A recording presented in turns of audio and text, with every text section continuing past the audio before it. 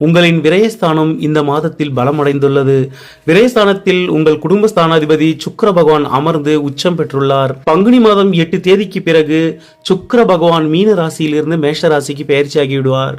சுக்கிர பகவானின் இந்த பெயர்ச்சி உங்களுக்கு பல விதத்திலும் நன்மையையே ஏற்படுத்தும். இந்த மாதம் பரிகாரமாக முதலில் நீங்கள் உங்கள் குலதெய்வ வழிபாட்டை மேற்கொள்ளுங்கள்.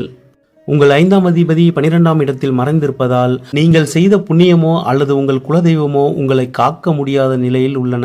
எனவே இந்த மாதம் சமுதாயத்திற்கும் அரசுக்கும் புறம்பான எந்த ஒரு செயல்களிலும் ஈடுபடாதீர்கள். அதேபோல் கேது பகவானுக்கும் நிச்சயம் பரிகாரம் மேற்கொள்ள வேண்டும். நவகிரக சந்நிதியில் சனி பகவானுக்கு வலதுபுறமாக உள்ள கேது பகவானுக்கு 100 கிராம் கொள்ளை அவருக்கு காணிக்கையாக வைத்து தீபமேற்றி வலப்புறமாக 7 முறை வலம் வந்து வழிபட்டு வாருங்கள். மனக்குழப்பங்கள் நீங்கி தெளிந்த சிந்தனை பிறக்கும். விலையுயர்ந்த பொருட்களை பயன்படுத்தும் பொழுதும் கையாளும் பொழுதும் மிகுந்த கவனமாக இருங்கள். இந்த மாதத்தில் தங்கம் போன்ற விலை உயர்ந்த பொருட்களை கடனாக பெற்று பயன்படுத்துவதை தவிர்த்து விடுங்கள். ஏனென்றால் களவு போவதற்கான வாய்ப்பு அதிகம் உள்ளது. எச்சரிக்கையாக இருங்கள்.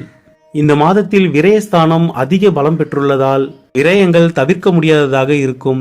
விரயங்கள் சுப விரயங்களாகவே இருக்கும். மேஷராசி நேயர்களே, இறைவனின் துணை என்றும் உங்களுக்கு இருக்கட்டும். நன்றி.